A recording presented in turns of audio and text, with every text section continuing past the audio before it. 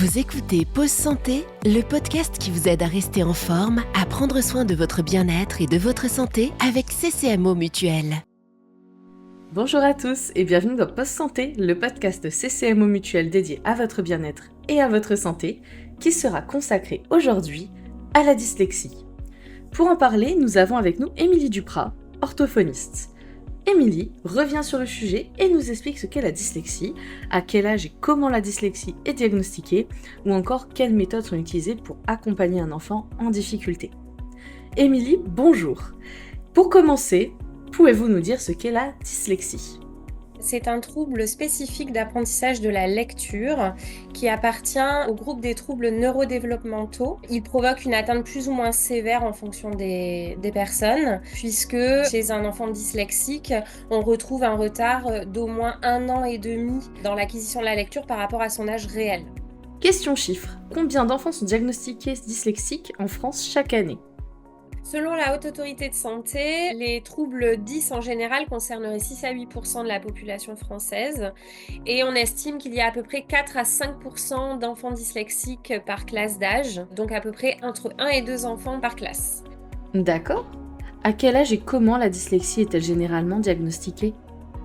La dyslexie se diagnostic à la fin de l'apprentissage de la lecture et de l'écriture, fin CE1, début CE2. La dyslexie, elle est diagnostiquée tout d'abord par des tests standardisés donc chez un orthophoniste. Ce sont des tests d'évaluation de la lecture, de l'orthographe, mais aussi des tests d'évaluation de tous les prérequis à l'apprentissage de la lecture. Donc on va tester la mémoire auditive et visuelle, la conscience phonologique, l'attention visuelle, la discrimination visuelle. Et en fonction des résultats obtenus aux différents tests, mais aussi de l'analyse clinique qui va reprendre le développement de l'enfant, les signes d'alerte, etc., les pathologies associées, on va proposer des examens complémentaires aux parents, notamment un bilan neuropsychologique pour écarter une éventuelle déficience intellectuelle. On peut proposer également un bilan auditif chez un ORL pour écarter une éventuelle surdité. Et on peut proposer aussi un bilan chez un ophtalmologue ou chez un orthoptiste pour s'assurer que l'enfant a une bonne vision et pas de troubles visuels. Et en fonction de tous ces éléments, on peut poser le diagnostic. Existe-t-il des facteurs de risque pour développer une dyslexie ? Le premier facteur de risque, c'est la composante héréditaire, puisqu'on a plusieurs études ont montré qu'un enfant qui a un parent proche qui souffre de dyslexie, donc un père, une mère, un frère ou une sœur, a entre 40 à 50% de risque de développer lui aussi une dyslexie.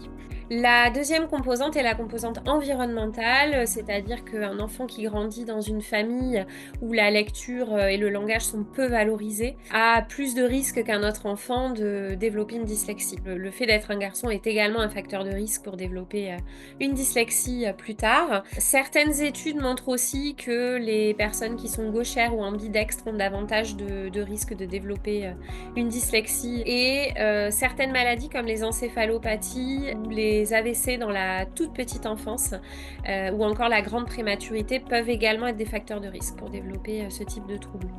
Et est-ce que des aménagements peuvent être mis en place ?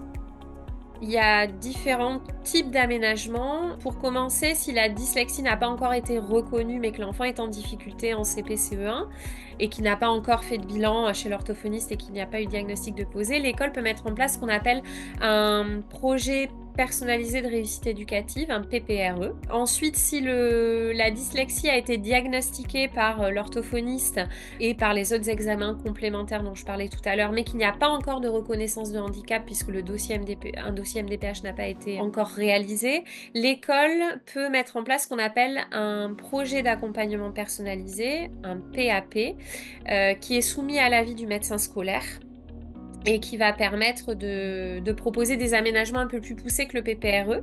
Alors parmi ces aménagements, on peut proposer du temps supplémentaire, privilégier plutôt le contenu, proposer à l'enfant des dictées à trous, QCM, privilégier le contrôle des connaissances à l'oral, un allègement des devoirs à la maison et des exercices en classe, donner les cours polycopiés ou sur ordinateur. Les parents peuvent aussi faire une demande de dossier MDPH Et dans ce cas-là, ils auront des aménagements beaucoup plus importants. Donc au niveau des aménagements scolaires, ils peuvent faire une demande d'AESH. C'est une personne qui va venir accompagner l'enfant un certain nombre d'heures par semaine dans la classe et qui va, par exemple, lui lire les consignes, écrire les mots à sa place, lui réexpliquer les choses, vraiment l'accompagner au quotidien pour qu'il gagne en autonomie. Il est possible aussi de demander des aménagements d'examen, notamment pour le brevet des collèges, mais aussi pour le baccalauréat, chez un enfant qui a été reconnu dyslexique et qui a une reconnaissance du coup MDPH. Donc il peut avoir du temps supplémentaire pour réaliser ses examens. Effectivement, il existe plusieurs possibilités. Et en cas de doute, qui faut-il consulter ? En premier lieu, si un parent suspecte chez son enfant des difficultés de lecture et d'orthographe, il doit se rapprocher du médecin traitant qui suit l'enfant ou du pédiatre. Si l'enfant n'est pas suivi par un médecin, la famille peut se rapprocher du médecin scolaire ou d'un médecin de PMI pour avoir un premier entretien. Et si le médecin estime qu'il est nécessaire que l'enfant soit bilanté par un orthophoniste, là, il pourra donner une ordonnance médicale à la famille pour un bilan orthophonique. En parallèle, si le délai d'attente chez l'orthophoniste est trop long, le médecin peut orienter les familles vers un centre de référence des troubles du langage. Il en existe dans chaque région. C'est des centres qui permettent un diagnostic pluridisciplinaire. Le médecin peut également orienter la famille vers des plateformes de coordination et d'orientation. Donc ce sont des plateformes souvent rattachées à un hôpital et qui ont une visée diagnostique mais aussi une visée de soins pour tout ce qui est troubles neurodéveloppementaux. Parfait. Pouvez-vous nous dire quelles sont les méthodes que les parents peuvent utiliser pour accompagner leur enfant lorsqu'il est en difficulté ? Si un parent constate que son enfant est en difficulté en lecture, c'est de valoriser la lecture, de lire avec lui, de prendre un temps tous les jours pour partager une histoire, laisser le livre sous les yeux et l'inciter à regarder les mots, les images. Si l'enfant sait déjà lire, ce qui peut être intéressant, c'est la lecture à l'unisson, c'est-à-dire que l'enfant et le parent lisent en même temps. Ça peut être aussi les livres audio, proposer des livres audio à son enfant avec le support du livre quand même sous les yeux. Le parent peut aussi proposer à son enfant plein de jeux autour des lettres et des sons, chanter des comptines, faire des petits jeux sur les rimes, proposer à son enfant des lettres mobiles, notamment dans le bain en verbalisant le son des lettres, travailler la comptine de l'alphabet, chanter des chansons, écouter de la musique. Et ensuite, il existe plusieurs méthodes d'apprentissage de la lecture disponibles pour les familles, ainsi que des jeux et des applications sur tablette qui sont très intéressantes.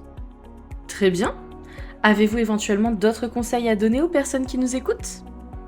Mon premier conseil pour les parents d'enfants dyslexiques, c'est de rester parent et de ne pas prendre la casquette de professionnel, de valoriser les compétences de son enfant et de lui permettre de s'épanouir dans les domaines dans lesquels il est performant. Donc ça peut être un sport, une activité artistique, de la musique, du dessin, du bricolage, de la cuisine. Il est important aussi de ne pas surcharger son enfant de tâches et d'activités parce que les enfants dyslexiques sont très fatigables. La maison reste un lieu de repos, une bulle pour lui. Merci beaucoup, Émilie. Si vous voulez en savoir plus sur les troubles dyslexiques, n'hésitez pas à consulter le dossier santé complet sur notre site internet www.ccmo.fr. Vous retrouverez des méthodes de lecture, des outils numériques et plein d'informations et de conseils sur le sujet. Merci de nous avoir écoutés, prenez soin de vous au quotidien, on se retrouve très vite dans un nouvel épisode. Ce programme vous a été présenté par CCMO Mutuelle, acteur santé citoyen. N'oubliez pas, ces conseils prévention ne remplacent pas l'avis de votre médecin.